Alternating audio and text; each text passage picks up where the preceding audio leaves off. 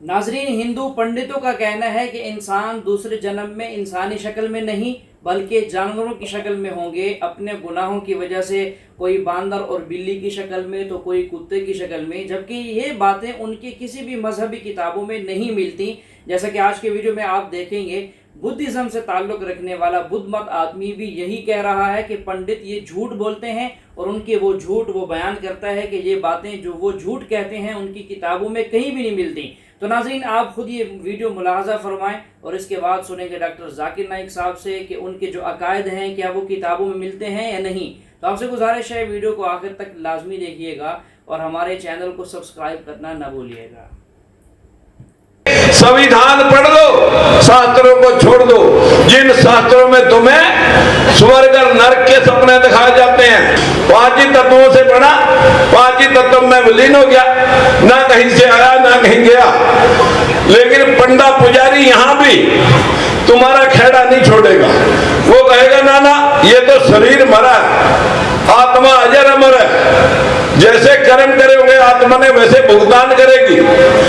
या तो स्वर्ग में भगवान के चरणों में जाके मोक्ष प्राप्त करेगी, अगर ज्यादा दान पुण्य पूजा पाठ करा होगा तो मोक्ष प्राप्त करेगी। थोड़ा किया होगा स्वर्ग में जाएगी, ज्यादा खराब काम किए होंगे फिर नरक में जाएगी, फिर तुम्हारा गधा कुत्ता खच्चर घोड़ा बढ़ेगा।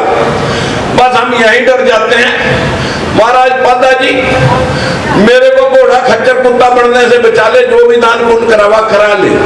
यही डर इस जनमानस का नाश करता है। यह सृष्टि यहीं पैदा हो रही और यहीं खत्म हो रही, लेकिन स्वर्ग नरक के नाम पर पूरी दुनिया लूट ली इन पाखंडियों ने। मित्रों, इसी जीवन में आपके कर्मों का भुगतान यही होता है।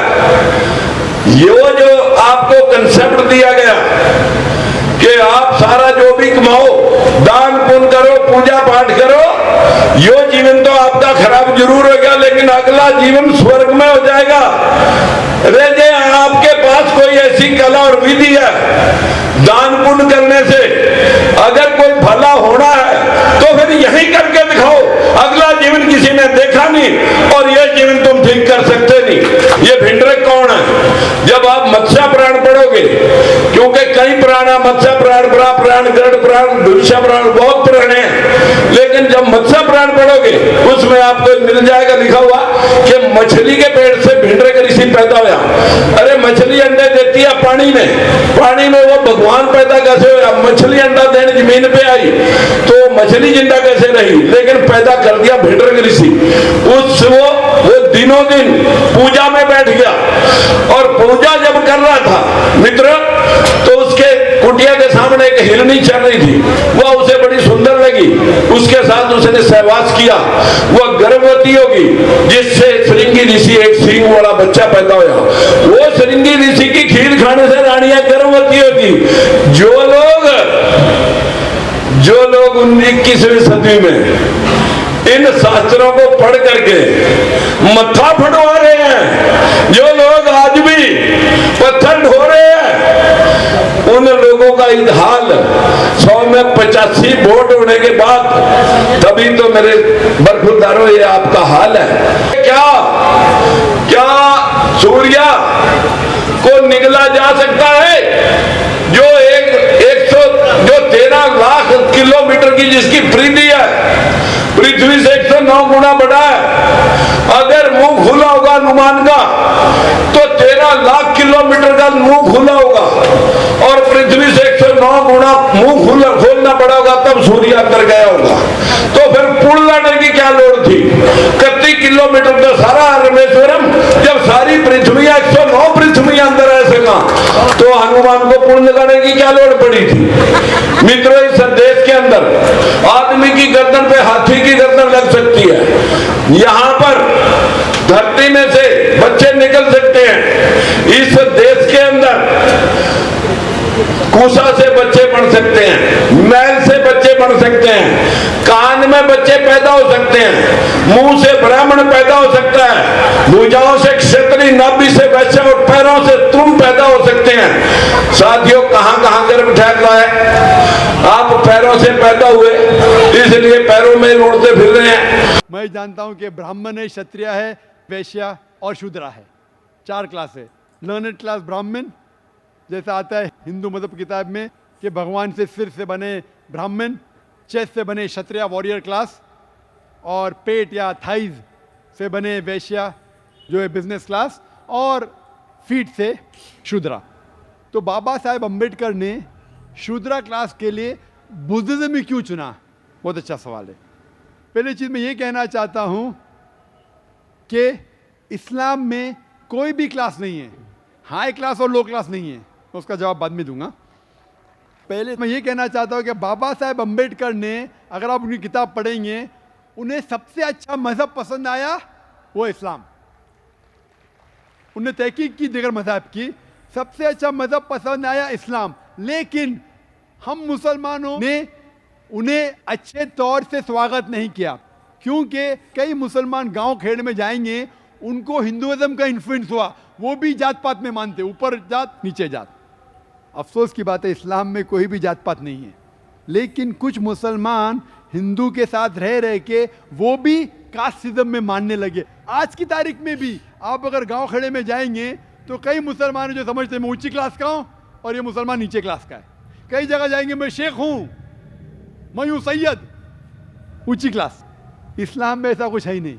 इस्लाम में अल्लाह ताला फरमाते सूरह हुजुरात में, सूरह नंबर 49 आयत नंबर 13 में, या अय्युहन नासु इन्ना खलकनाकुम मिन ज़किन व उनसा व जअलनाकुम शुअबन व क़बाइला लिताअरफू इन्न अक्रमकुम इंदल्लाहि अत्क़ाकुम इन्नल्लाह अलीमुन खबीर। जिसके मानिए कि ए इंसानों, हमने तुम्हें एक जोड़े से पैदा किया है, मर्द और औरत के, और आपको ग्रोह में बांटे हैं ताकि आप एक दूसरों को पहचान सको, ना कि आप एक दूसरों से नफरत करें। और आप में से सबसे बेहतरीन इंसान वो है जिसके पास तकवा है। तो इंसान एक क्राइटेरिया से ऊंचा या नीचा हो सकता है। जो आदमी के पास तकवा है, राइचियसनेस, पायरिटी, गॉड कॉन्शियसनेस, खुदा की अच्छी इबादत करता है, खुदा के पैगाम पे अमल करता है, वही इंसान ऊंचा है।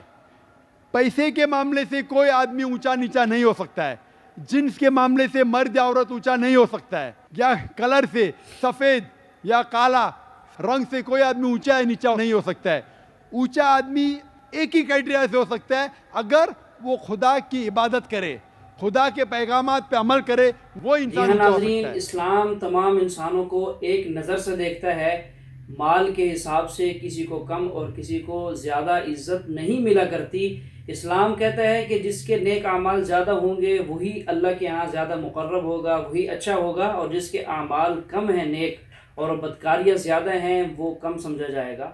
अल्लाह के नबी सल्लल्लाहु अलैहि वसल्लम के ज़माने में भी जो कुफ़ार मक्का थे, बड़े बड़े जो मुशरिकीन थे, उन्होंने यही कहा, अल्लाह के रसूल हम आपकी बात, ए मोहम्मद हम आपकी बात तस्लीम कर लें, आपके साथ तो कम्मी, पौली, मोची ये वाले लोग जो है हल्की क्लास के, लो क्लास के लोग बैठे होते हैं आपके साथ, तो आपके साथ लो क्लास के लोगों के साथ हम नहीं बैठ सकते। अगर अपनी मजलिस से आप इन लो क्लास के लोगों को उठा दें तो फिर आपके साथ बैठेंगे, हम आपकी बात सुनेंगे। तो अल्लाह ताला ने मना फरमा दिया कि ए नबी, आप इनसे कह दीजिए कि अगर तुमने बैठना है तो इनके सामने, इनके साथ, इनके बराबर में बैठना होगा।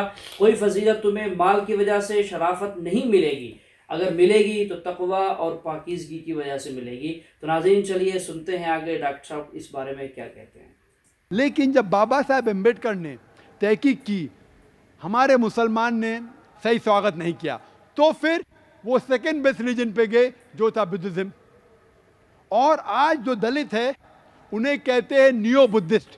तो आप बाबा साहेब अम्बेडकर की किताब की तहकीक करेंगे, और मैं पढ़ चुका हूँ बाबा साहेब अम्बेडकर की किताबें, कई बार लिखा गया है उन किताबों में कि किस तरीके से हिंदू को सही रास्ते दिखाए।